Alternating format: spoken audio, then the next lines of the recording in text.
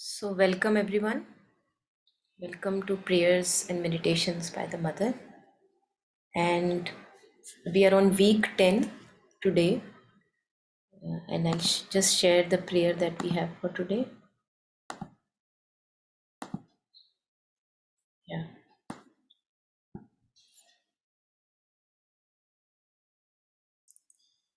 So, there's only one prayer today. I thought maybe since it's a longer one, we could just dwell upon it and also take up for reflection the other things that we had shared in the email. So, anyone who feels ready, if we could read out the prayer for all of us, one of you could read out the prayer for all of us.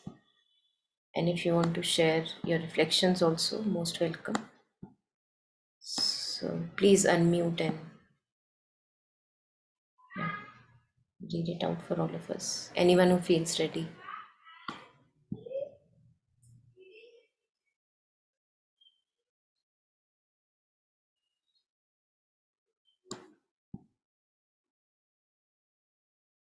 Yeah, anyone who feels ready and have the capacity to read it out?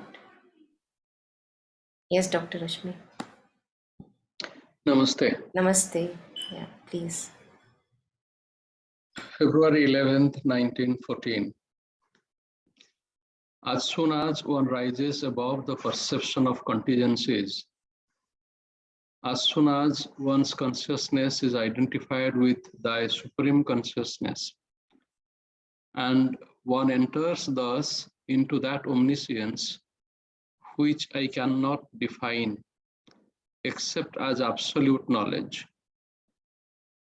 Know how easy and even a little childish seem all those problems about what should or should not be done, about all the resolutions to be taken. From the standpoint of the eternal work, the one thing important is to become conscious of thee, to identify oneself with thee, and to maintain that conscious identification constantly.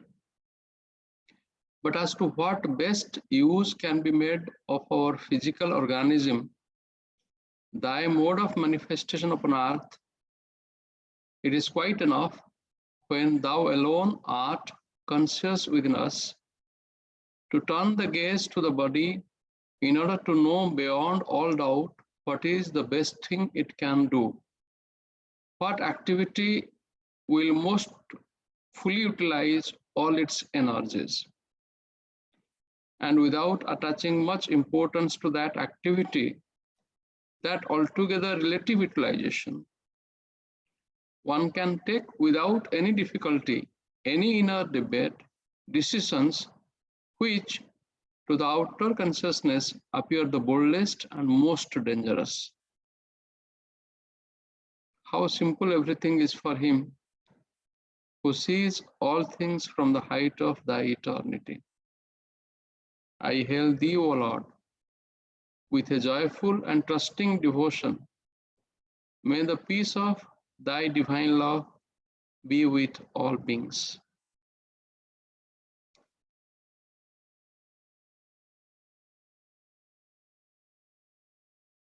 Dr. Monica, this is so profound, but really what immediately impresses me is that from the standpoint of the eternal work, the one thing important is to become conscious of thee, to identify oneself with thee, and to maintain that conscious identification constantly.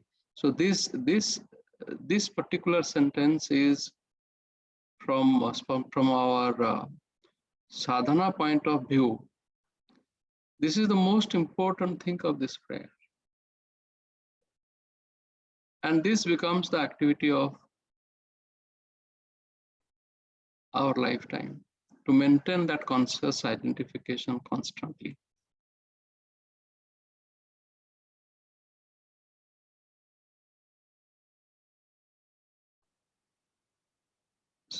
So how to go about it, then it becomes our daily activity. How to become always conscious of the, how to become identified with the, and how to maintain that constant identification.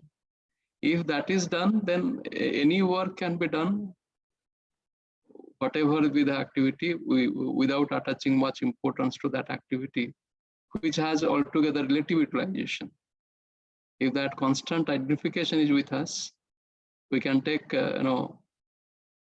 any decisions, any boldest or most dangerous decisions, completely uniting with the.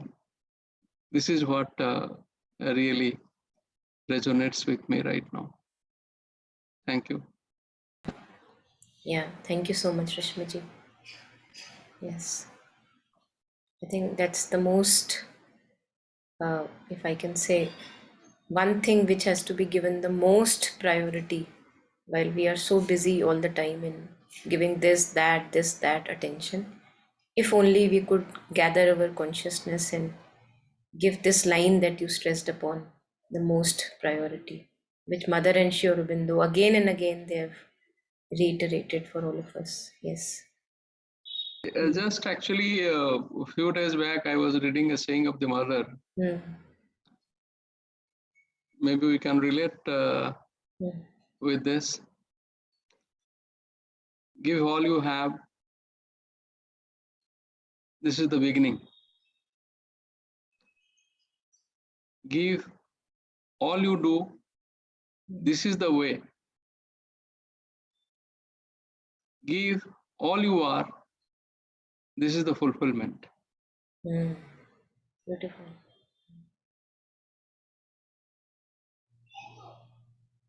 So whatever we do, Mm. it must be an offering, and that only then only it can be a conscious identification. Whatever we do, whatever,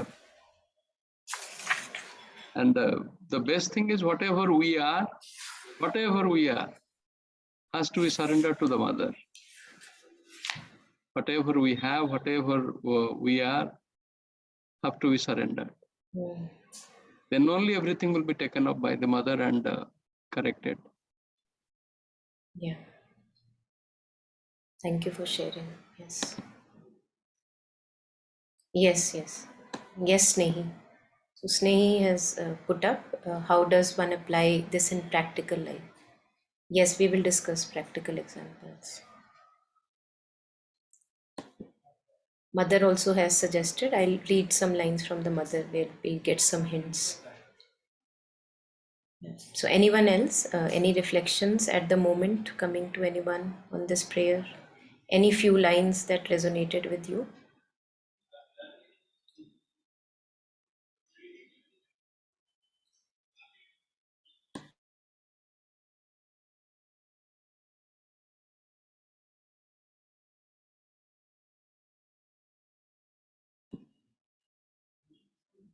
Okay, so I'm assuming there is nothing at the moment, and if anything arises, I request please do not hesitate to unmute and share at any point of time.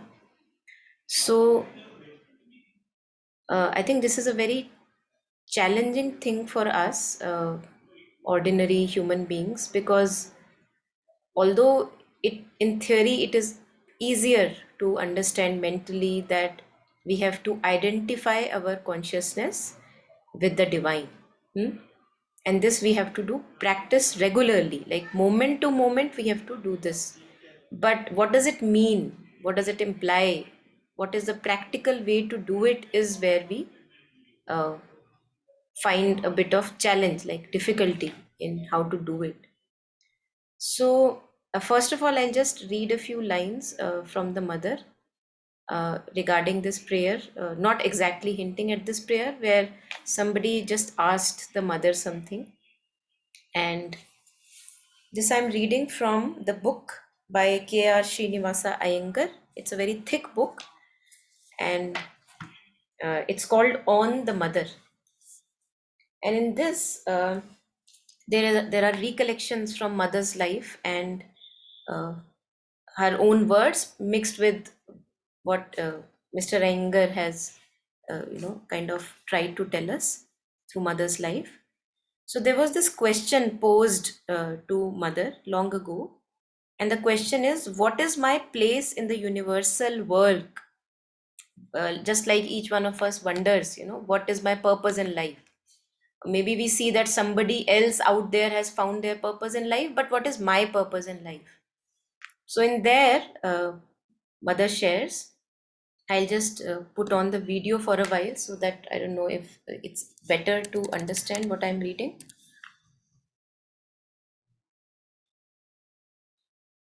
So everyone has a role uniquely his own, which he alone can play to perfection when he is in tune with the infinite within himself. So, this is what the prayer says, that when one is united with the divine consciousness within, then it's very easy. Everything then is relative. Whatever outer work we do is relative.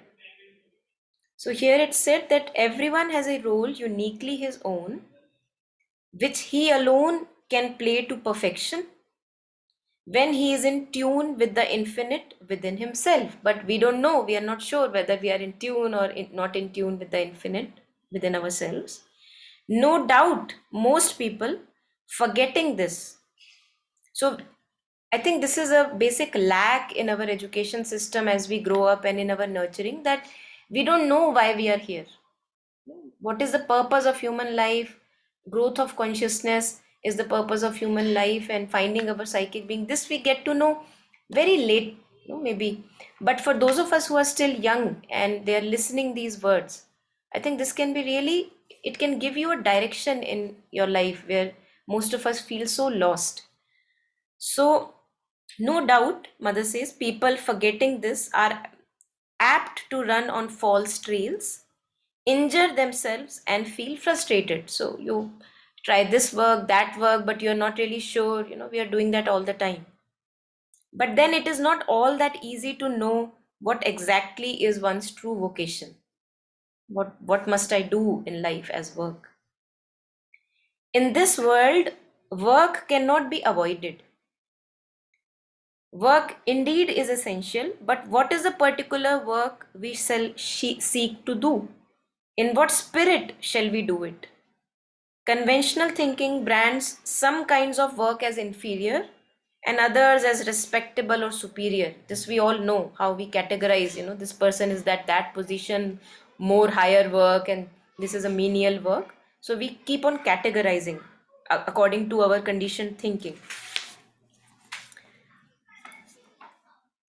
There are the fierce pulls of the ego, of the family, and the ruling fashions of society and the marketplace. For example, nowadays, biotechnology may be the in thing to do.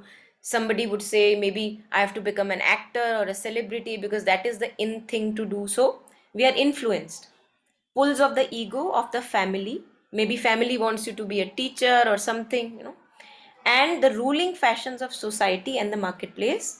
In this distracting situation, what we can do is to follow with honesty and goodwill a provisional occupation.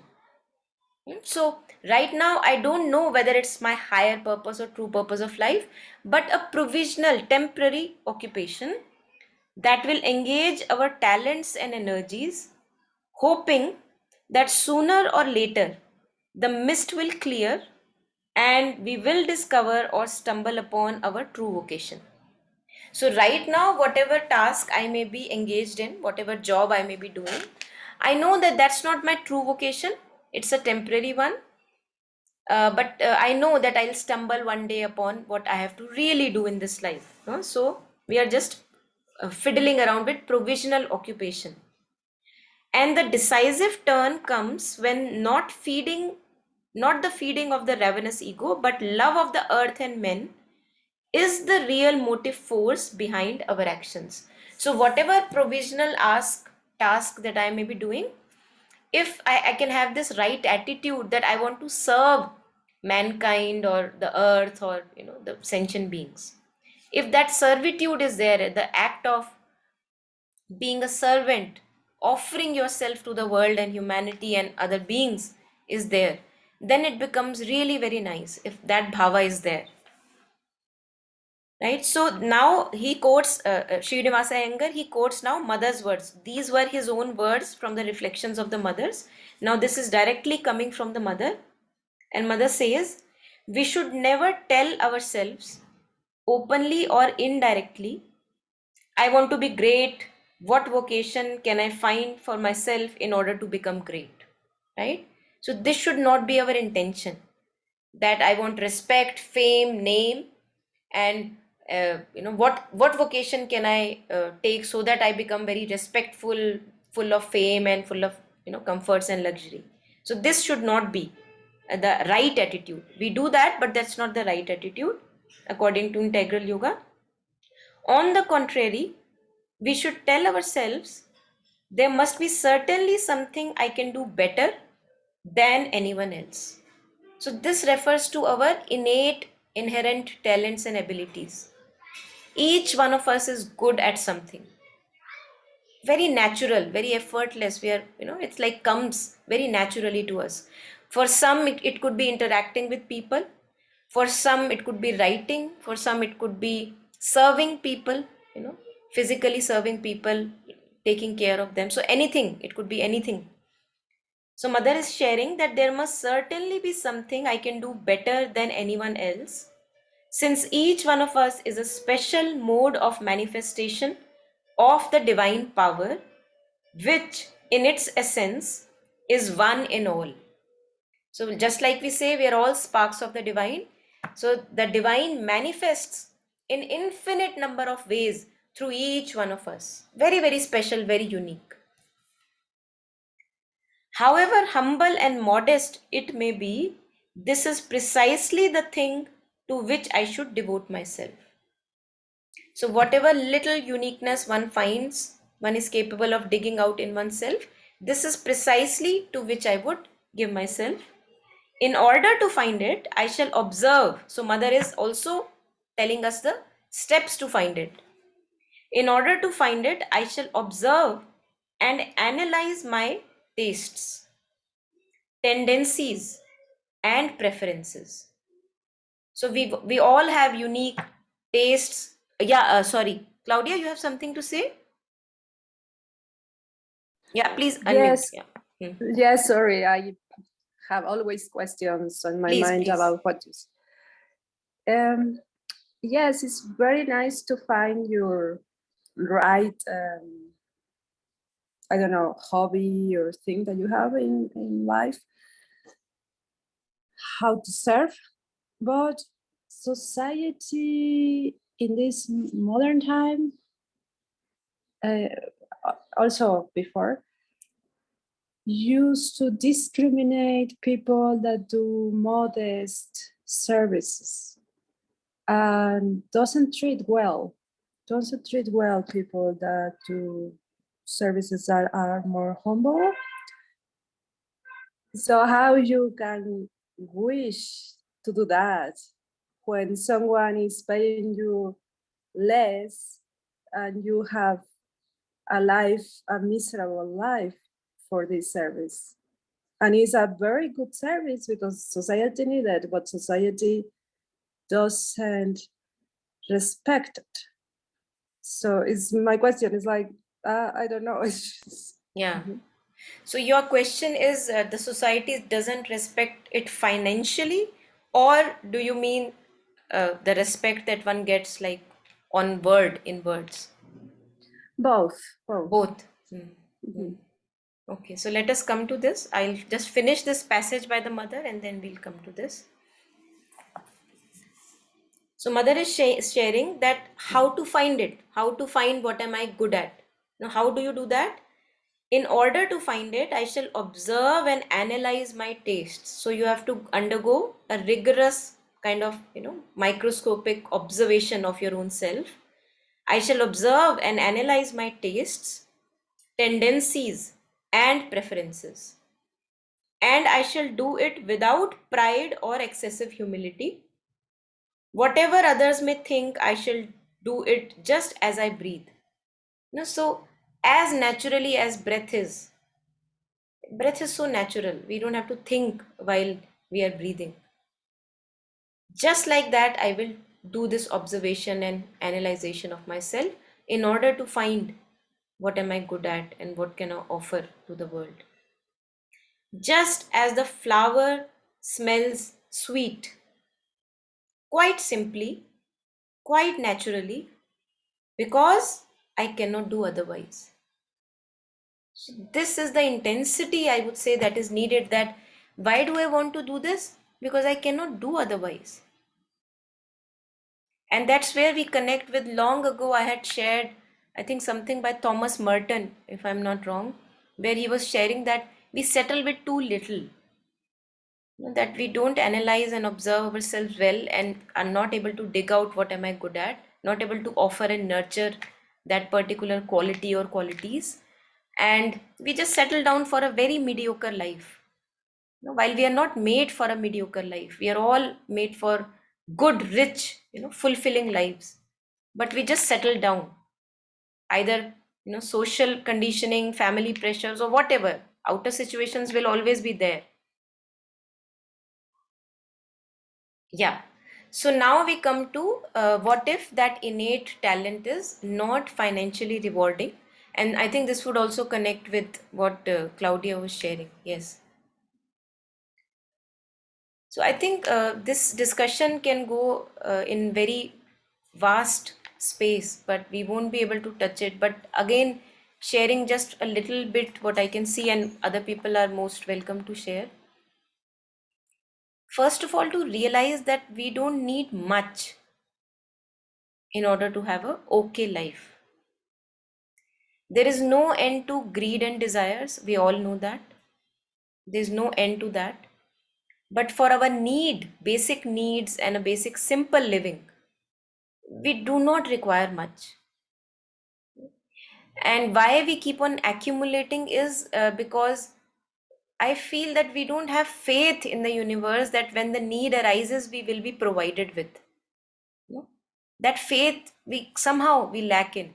That when the right need arises, if I truly need a service or some emergency situation arise, I will be taken care of. That faith we lack. So we accumulate in our banks. And for that accumulation, there is no end. There is no end to that accumulation. We can keep on accumulating and we can die actually. And even that accumulation will keep on getting accumulating and it would not be able to save us. So the first thing is to, I think that's why giving ourselves to something higher than our little selves really helps. That if we offer ourselves to whatever little work that we may be doing, but we do it in an attitude of, I'm offering this at the feet of the mother. If that attitude is there, that mother, I am your servant and I offer it at your feet. I feel, because this has been my journey and continues to be my journey, that for example cancer came into my life. I have not been doing any regular tests, scans, diagnostics, or whatever, following whatever the doctors may suggest. The only thing that I have been doing is, I can see that doing mental and emotional work, like keeping a simple and clean life, and to continue to offer my life to the mother.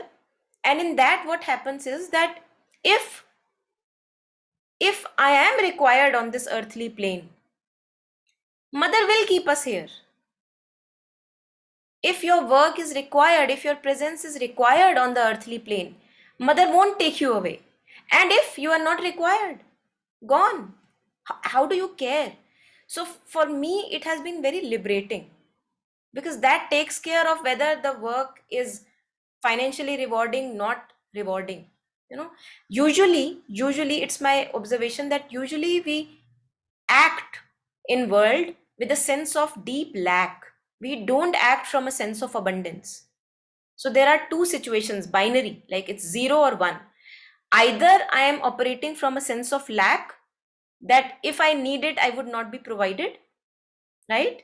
It's a sense of lack, that who will save me when I am in need? Who will help me when I am in need? So one is not in full faith, so one is not acting from abundance. Then there are people, no matter how, in petty condition they may be, they act from a sense of abundance, that yes, I have only 2 rupees, but take these 2 rupees because I know I will be provided for. So if we are able to shift our consciousness, and the moment we are acting from a sense of lack, the moment we become conscious of it, oh, I am acting from a sense of lack again. If we can, now offer that sense of lack to the mother, those of us who are connected to the mother, mother, look, this sense of lack is arising again. I offer this to you. Now you are responsible to take care of it. I think this slowly then can change into sense of abundance. So I feel that we have to, in whatever vocation we may be, it doesn't matter whether whatever my inner talent is, as Claudia was sharing, the society doesn't respect it. I'm not doing it for respect and fame. I'm doing it because I'm good at it. I'm naturally good at it and I want to serve. That's why it's giving me joy, it's giving me inner richness. Along with that, I feel, again, I may be wrong, I feel that you are provided for. Finances will come, but they will not come to satisfy our greed. Only those much finances will come which are able to take care of our little life, that we need, the meals and the living and the housing and the little needs that we have. So that's what I feel, that we will be taken care of. Everybody is taken care of. Even people on the streets, somehow or the other, they do get food, once, whatever, people donate or charity or whatever. So I feel that we have to shift this inner sense of lack that we operate from into a sense of abundance, that if I am doing the right work in the right attitude, doing it at the feet of the mother, I will be provided for. Mother will look after it. The divine, the universe will look after it. But when we work for our greed and ambitions, then of course, we can continue to live in the sense of lack, and we will ever be empty handed. While with less amount of money, with less amount of resources, I can still work from a sense of abundance. So I think if we can notice that most of the time we work from sense of lack rather than sense of abundance, then it really can make a shift if we become conscious of it. Finances will come. I don't think there would be any. And even if, see, for example, Sri Aurobindo landed up in Alipur jail. He was not expecting it. But the attitude that he took changed his life into a beautiful, the affair that he has written, Tales of Prison Life in Alipur jail. So he made into complete shift of consciousness. He took the right attitude that, okay, I am here now and there is a purpose to this being here. So can I make the best use of it? This seclusion and solitude. So even if I am in a poor condition right now, which is not the best comfortable condition I may be in, can I make the best use of it? The best possible use of this situation, because the outer situation, whenever that happens, whether it is a poor financial condition or poor workplace, it always comes for our growth of consciousness without any doubt. So if I can take it in that attitude that, okay, right now this, yeah, Viktor Frankl, yes, right now this situation is there, okay, now what can I learn from this situation? Always being a learner. Low finances, high finances, bad spouse, bad marriage, doesn't matter at all. If only I can learn from whatever condition I am put in, I think then really it just makes us so rich from within. That's true wealth, that's true abundance, the richness of the heart.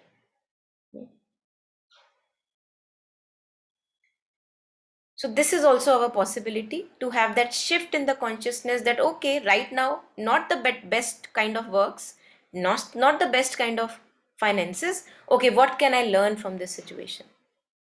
What is it making me learn? I think then we are always in abundance, full of joy and progress.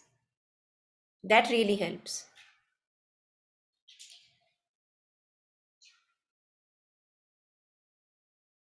So does that resonate with Claudia, what you were asking, and Snehi? If there is anything, please unmute and share. Yes, thank you. Mm. It's like sometimes you can learn to evaluate that job that you are doing, and before you didn't have evaluation for that, and things like that. I mean, yes, it's always a lesson, like you say. Yeah. Thank you. Thank you. Yes. I think one thing which really helps again and again is to bring back our focus on our own self, because from time to time our focus goes on the outer situation, that there is something out there which is wrong, right? This is where focus goes. That politician is wrong, that workplace, that boss is wrong. So we are always trying to waste our energies in places where we cannot do much. So I'm trying to fix the boss, fix the workplace, fix the finances, right? Now, if we just leave that drainage of energy, I've done that enough, haven't I? And turn totally within. Okay, I understand the situation seems to be bad. The persons are not the nicest of the persons that I can have in my life. Now, what can I learn there? What is my progress here? I think if the moment I shift within, what can I learn here? I think we reclaim our power. While if I give too much attention to outer situations, we lose power, we drain power. And that's how I know that I am in the right stance now, the right attitude, that I have reclaimed back my power by this inner shift. So, whatever is the situation, I will learn, I will grow, I will progress through it. Because I know that mother will never put me into a situation which is not right for me. So, this is faith. That mother has put me into this situation, there must be a purpose to it. I have to find that purpose out like a detective and work on it. Just like Sri Aurobindo did in Alipur jail. He made the best out of it. If only, we can do this. I'm sure, think if we try, all of us can have this shift of consciousness. So the focus comes back to ourselves. What is for me to learn? What is for me to learn? And not trying to change out there. Because again and again, masters have told us that the world that we see, the people that we see, they are projections of our own mind. So the same person which may be enemy to me is actually a very closest friend of someone else, right? Because I am projecting my own mind out there. The same situation, that person has a different view, I have a different view, this person has a different view. How is that possible? Because we are all projecting our minds out there in the world. While if I'm always trying to fix the outer situation, trying to drain my energy, and not taking the outer means as a means for inner work, then we are always in trouble. And if we work on ourselves, people change. Because it's the projection of my own mind. So I change, the reality changes, the outer reality changes. And it is the experience of many, many people that if we change truly, sincerely, if we change, like a real, true realization, then we see reality changing also, material reality. Just like, when we shift within, we have the power to change our diseases, chronic illnesses heal. So that's the power that we have, that we shift within truly, not in the, in a dual sense that, let me change, and then that person will change. Not like that. That like that it would never happen, because that's not honest. But if I truly use that any situation, any person, in order to work on myself honestly, it is impossible that the world doesn't change around me. So that is the attitude, I think, which we can take also. The highest possible, Mother Sri Aurobindo always talk about the highest possible that we can take. And we must aim for that, because we are capable of that. So anything anyone wants to share at this moment?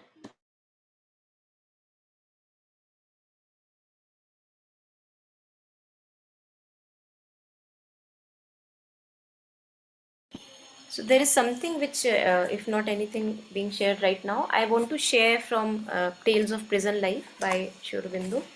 So he is giving this Uttarpara speech, which is a very famous speech he gave after his stint in the jail, and a few anecdotes from there which I found very inspirational.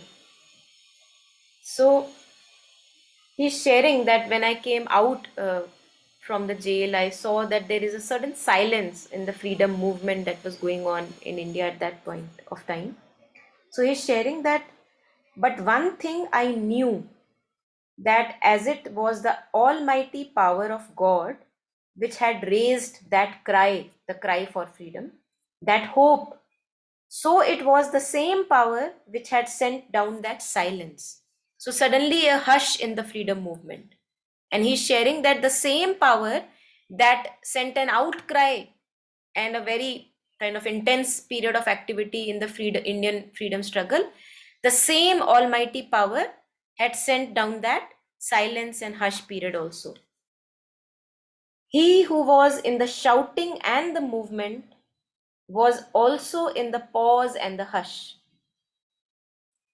He has sent it upon us so that the nation might draw back for a moment and look into itself and know the divine will. Because only in periods of silence and quietude are we reflective.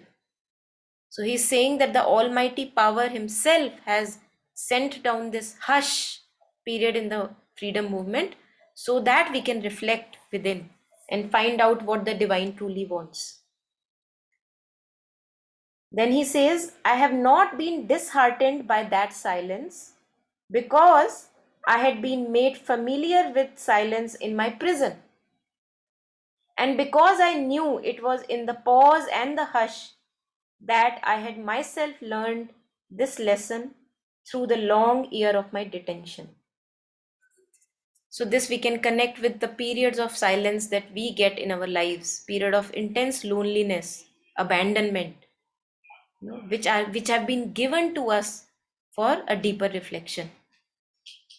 It's not by chance or by mistake or by error of the universe that the silence has happened in our life. It's for a purpose that we have been granted with this solitude. So if we can make use of that.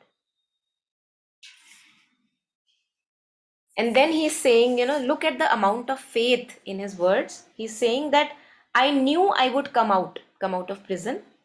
The year of detention was meant only for a year of seclusion and of training.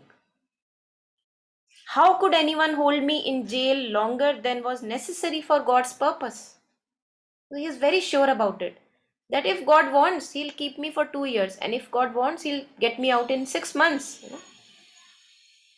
How could anyone hold me in jail longer than was necessary for God's purpose? He had given me a word to speak and a work to do. And until that word was spoken, I knew that no human power could hush me. Until that work was done, no human power could stop God's instrument, however weak that instrument might be or however small. So this is for all of us who we feel, oh, I am so unworthy, how can I be God's instrument? So he's saying that doesn't matter. Your images about yourself, they have no power.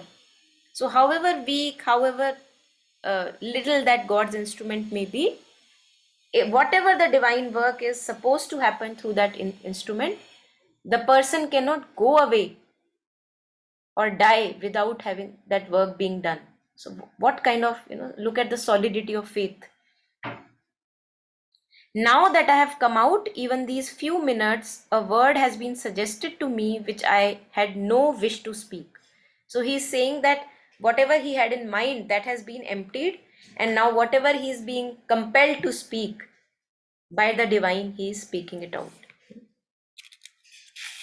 And then he also was in a bit of doubt when he was sent to jail in the first moment. So he's sharing that in the first moment when I was captured, I cried out in my heart to him, what is this that has happened to me?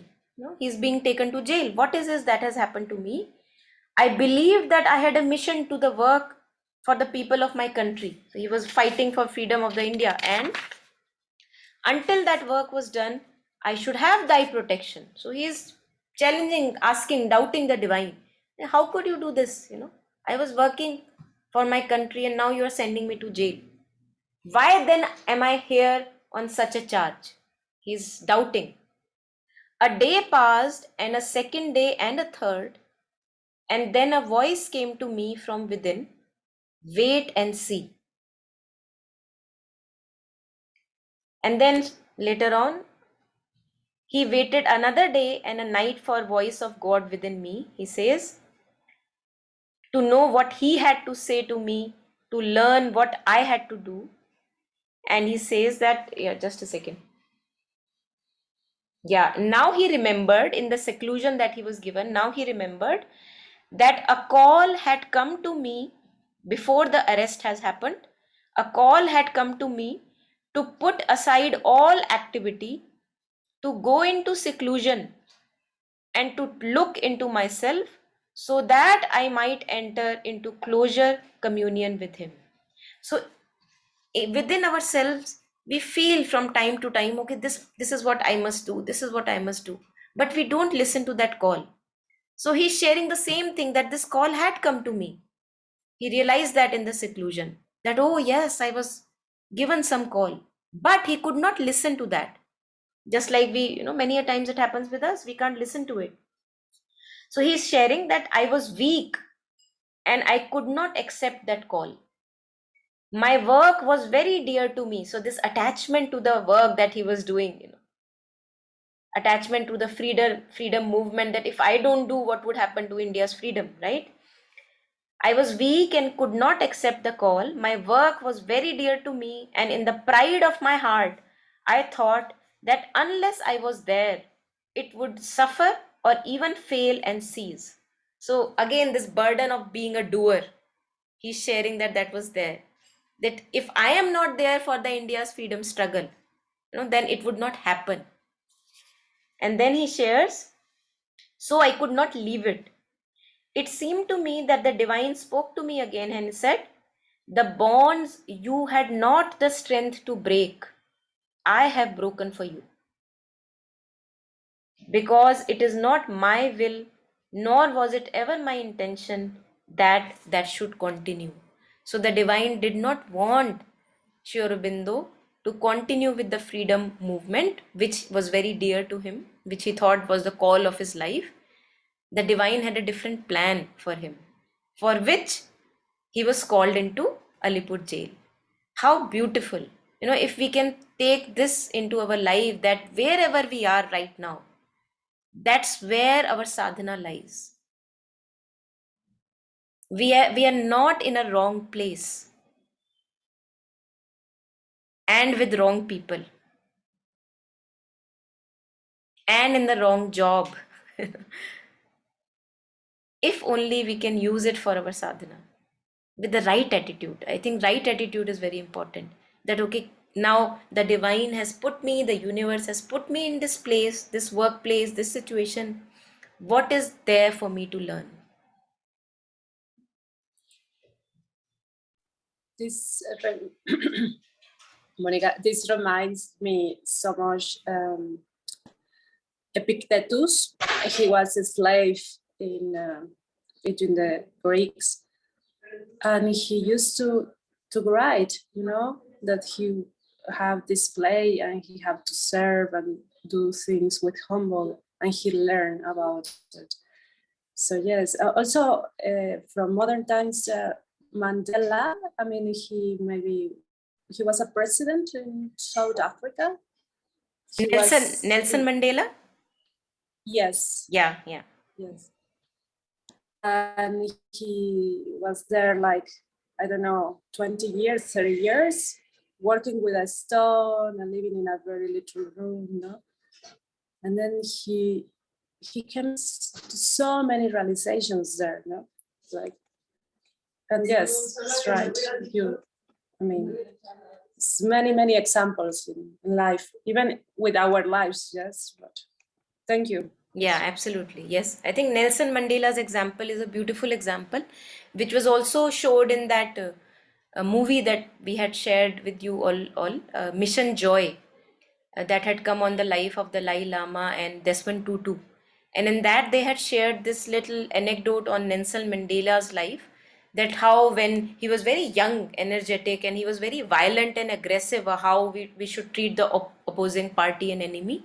And then he was sent to jail. And in jail, Desmond Tutu was sharing that those years in jail, many years in jail, they transformed Nelson Mandela into a completely like a very kind, a very compassionate person, where he could also understand the opposition party and not take them as their enemy rather than as human beings.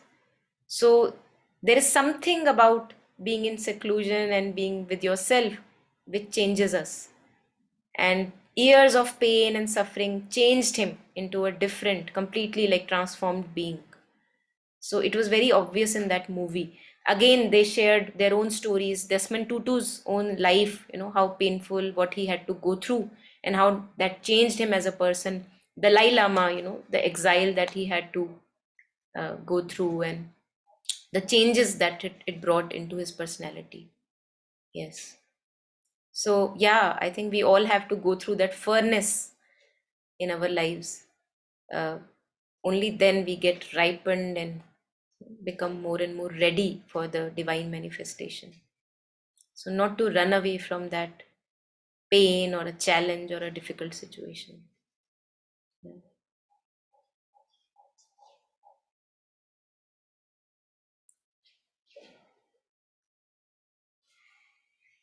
Okay, so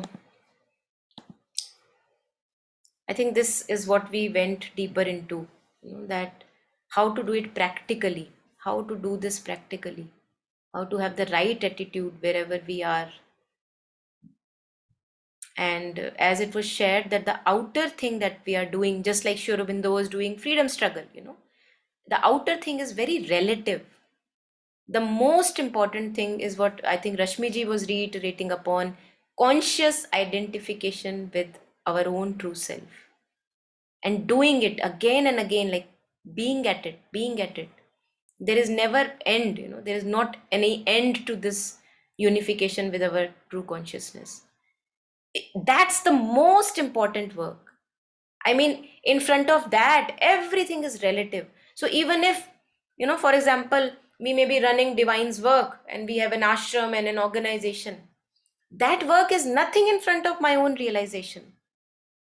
No, and there is a very famous example of Avatar Meher Baba, which comes to me here, is that he would do constantly, like he would ask people to build this building, that we will do this, and okay, this building has to be built, and all the people are working very attentively to build that building and putting their labor and time and sweat into it. And suddenly one day he would say, oh, enough, you don't have to make it anymore. Half of the building has been done. Now people who work with a logical mind as a means to an end, okay, now that we are at the building, this has to be completed, they are totally like shocked. What is it happening? The building is not yet completed, how can you call it off? But there is where our surrender is checked, that yes, that was the task, done. You were doing it as a service, you were doing it for the divine, and now the divine has said no more needed, so you are ready to go ahead, shaking off the past and moving on. So all the work that we do, our jobs, our, even if there are our natural talents, abilities, whatever we are following, they are nothing but a relative utilization in front of the major task that is to be accomplished in this life, which is for each one of us, it is same: to unite deeply ourselves with our true consciousness, to wake up to our true self. If only we can be at it. Yeah, no attachments. Yes. So because from time to time we get stuck. For example, if I'm, for example, I can take my example. I'm doing living light. Okay. Now I can get stuck very easily to the sessions or living light. What am I if not for living light? But if the mother now wants, okay, time to call it off. yes, time to call it off. And if I have to go through that discomfort of which comes through attachment, I have to go through that discomfort, which will make me realize that yes, attachment was there. Which is, if I'm ready, it is a beautiful realization that from time to time, not wantingly, we get attached, and it's good that we are made to realize that I got attached. Time to let it go, time to let it go. Flowing like a river, because everything is relative. No work, no job, no place, no country is an absolute something in front of the work to be done, which is our own realization. So that, I think, in this prayer comes out very, very, very clearly that in front of this standpoint of eternal task, the one thing important is to become conscious of thee, to identify oneself with thee, and to maintain. So mother is talking about all the steps. First, to identify, keep at it, practice, practice, practice. That's what we are at. Become conscious. First of all, to become conscious that there is something like this, that we have to become conscious of, that we are sleeping. First of all, to become conscious, to identify oneself with thee. How do we do that? We disidentify from everything that is fleeting. I disidentify from my thoughts, feelings, coming and goings, whatever is happening. And all the things that can come and go is always fleeting. So I have to continue to disidentify from that. And that's how identification gradually can happen. And to maintain, mother is sharing, this has to be maintained. Maintain that conscious identification constantly. So moment by moment, if we can continue this practice of disidentification with the outer and identifying with the true consciousness. Yeah. Had anyone unmuted? If anyone wants to share, please. No, Monica, it was me, but Yeah. can you elaborate on this disidentification? Yeah. Thank you. So I think in terms of disidentification, when mother is sharing, to identify oneself with thee, it's a very good point. I'm glad that you brought it up. So what comes to me here is that the true nature of everything is divine. But we are so taken up by appearances that we take everything that is appearing in our consciousness as very solid and real, like this is there, this is for true. So if a thought comes which says, oh, you are so unworthy, I buy into it. I immediately, without any question, I buy into it. I make it solid, I make it real. Now when it says that to know, to identify with thee, is to know that everything that appears in consciousness, which I can see and know, like thoughts, feelings, ideas, opinions, judgments, the true nature is emptiness, or in other words, we can say awareness and consciousness. All words are pointing towards the same thing. So when I sit with that thought, which is saying I am unworthy, if you make that thought your object of meditation, just taking one simple dot, and if you are closing your eyes now, meditating upon it, there is this one thought in front of you: I'm unworthy. I'm unworthy. Okay, I'm unworthy.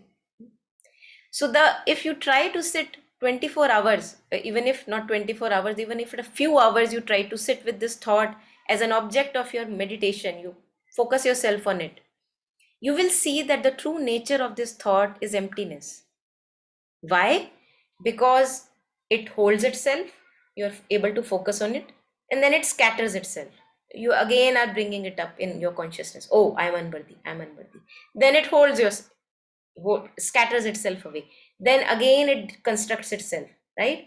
So the true nature is emptiness. It's arising from emptiness, it's going back into emptiness, if we can see that.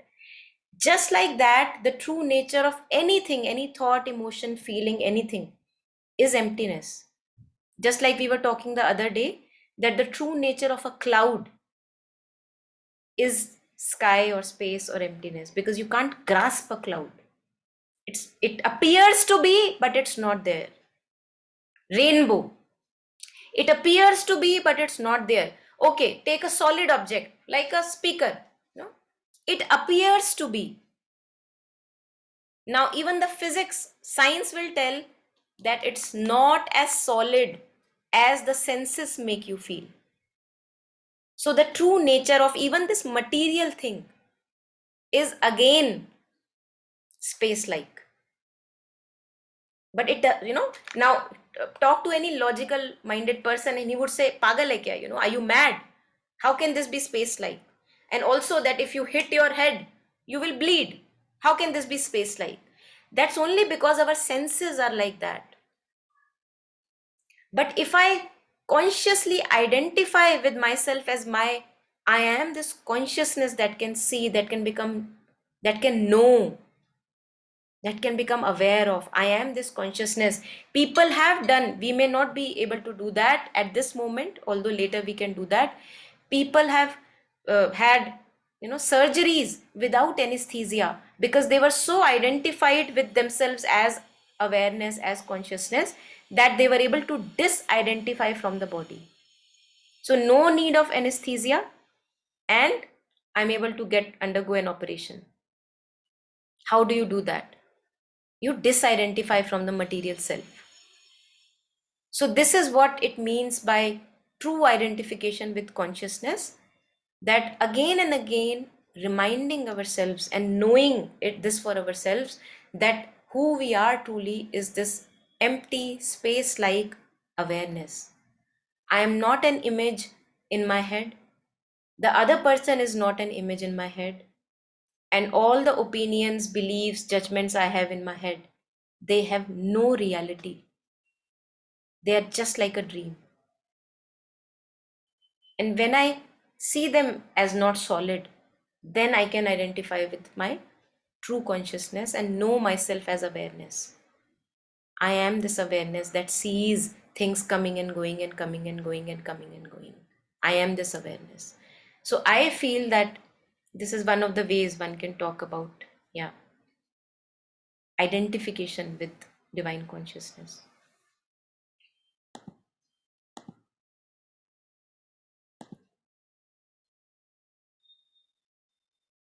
So I think just kind of winding it up, that if we turn the gaze to our body, okay, this is at the moment, this is all I have, this body, this mind, this feeling, emotion, these talents, these abilities, then I would actually get to know of a altogether relative utilization. Okay, what am I good at? Let me nurture that. Let me begin from near to far. What am I good at? And then slowly also uh, you know talking about or expanding into those areas which I'm not good at, because they are now needed. So if I'm not good at calculations, because for the divine work it is needed, okay, I will become good at calculations because I'll work on it. It's not my natural talent, but I can work on it. So slowly you expand from near to far. What am I good at right now? Nurturing, nurturing, nurturing, then expanding in other subjects and domains also.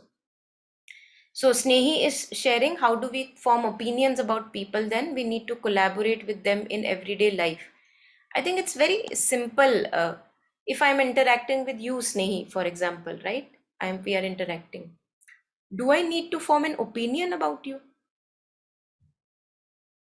Or do I just need to be present so that my intelligence and discerning ability, it can take care of whatever is required? Very, very simple it is. We don't have to make it complicated. We don't need opinions about people. We need to meet people. We need to just be there, open, vulnerable to them. And being open, even if he's appearing like a difficult person in front of you, there may be situations, and there are, where you have to interact with a person who appears very difficult to you. Now again, your focus is on, okay, how can I offer myself in this work? If this is a work worth doing, how can I offer myself here? And if there is something that the other person has a point in, how can I work on that? So very simple, very grounded. And there I don't need to make any opinion about anyone. Although the mind keeps on, limited mind will keep on forming opinions. That's true. But on this path, what we do is, on being conscious of ourselves, I become conscious of, okay, there is an opinion in my head, I can see it about this person that I am interacting.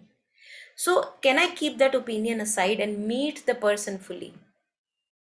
Because if I don't become conscious of my opinions of people and about my own self, then what would happen is, always I will be meeting opinions. I will never be able to meet persons.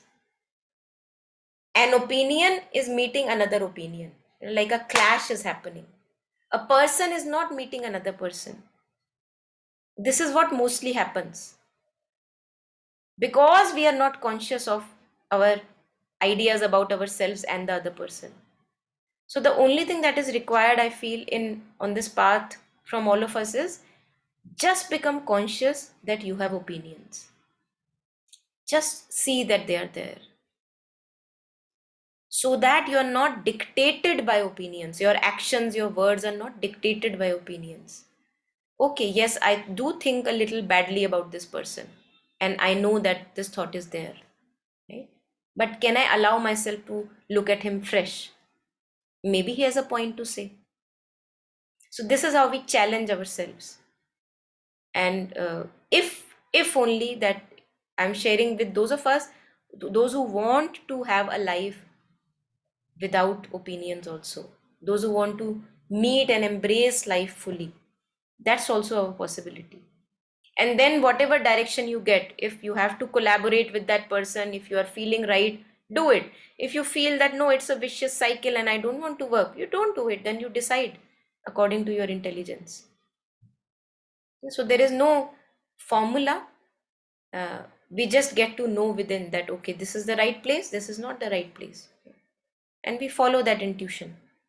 But for following intuition, the mind has to be very silent.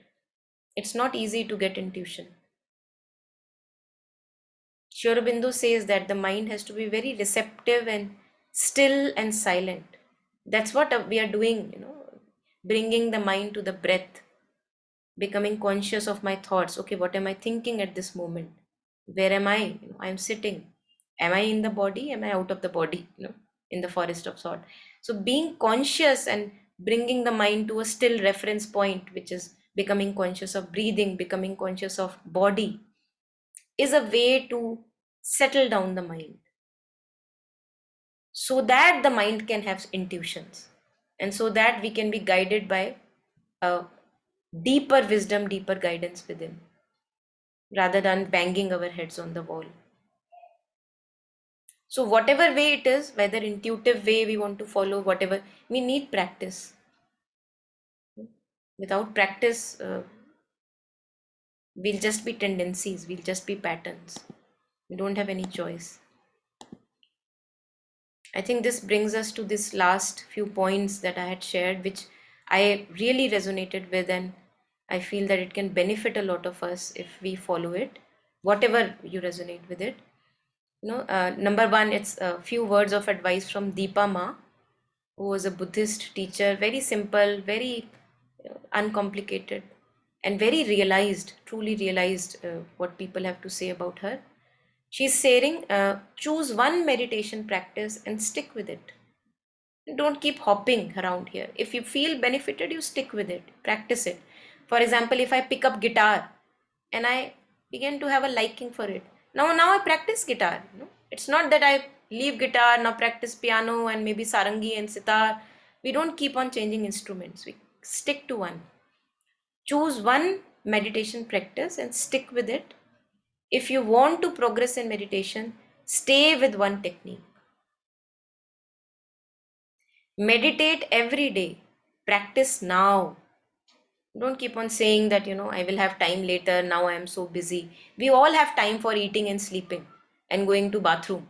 How can we say that we don't have time for practicing, even if it is 5 minutes? Any situation is workable, and each one of us has enormous power. It can be used to help ourselves and others.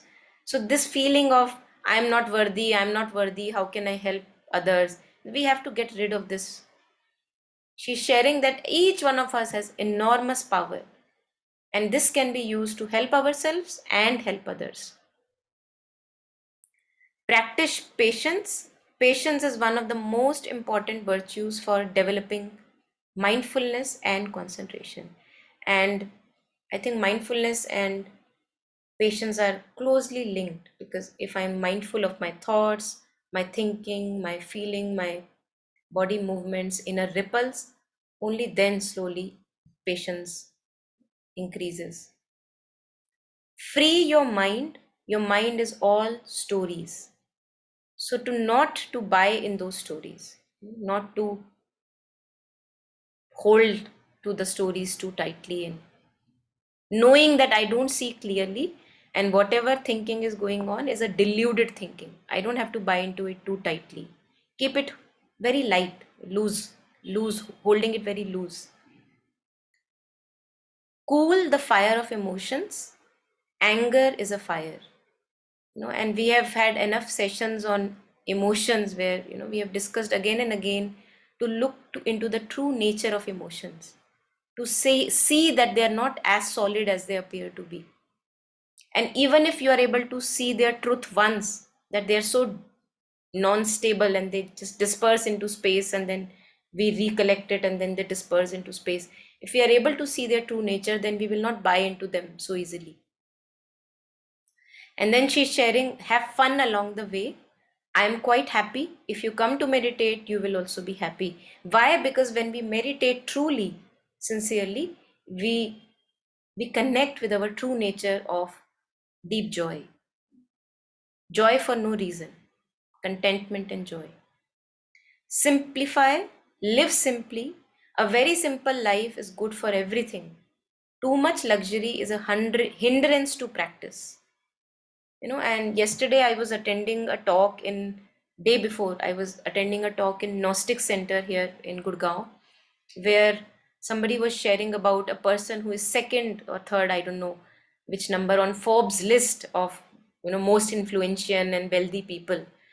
And that person who was sharing had a personal connect with that person who is on the Forbes list, and she was just sharing that how discontent and how deprived and depressed that person was, who may appear to be so influential and so wealthy, and like having all the luxury and comforts of life. One may aim to be him, but his inner life is so deprived.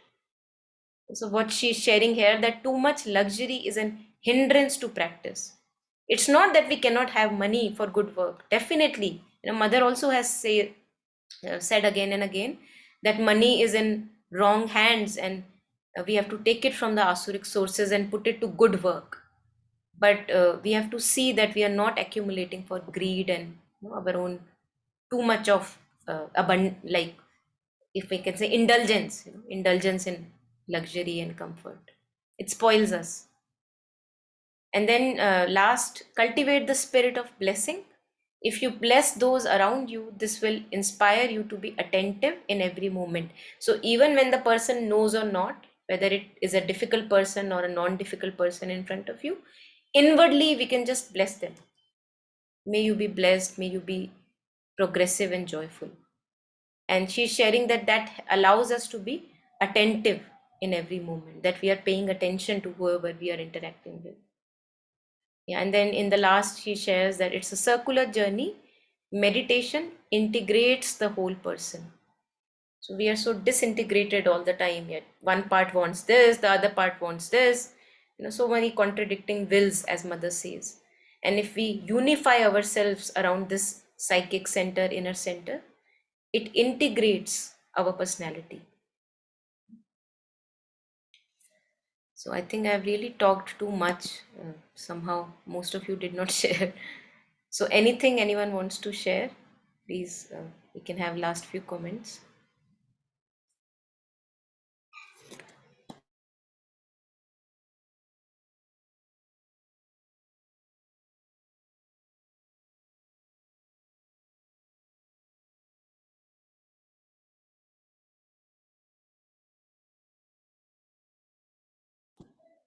Okay, so I think everybody is in a silent zone. I would not like to disturb. So, just wishing everyone a very happy inner practice, and yeah, hope we can all stay true to the path, cling to the breath, and keep the mind home. Thank you. Thanks, everyone. Thank you, everyone, for joining. Thank you, Monica. Thank you. Thank you, Monica. Thank Such you. a beautiful session. Very meditative. Thank you so much. Thank you so much. Yeah, thank you too. Bye bye. Thank you. Thank you. Thank you. Thank you. Bye bye.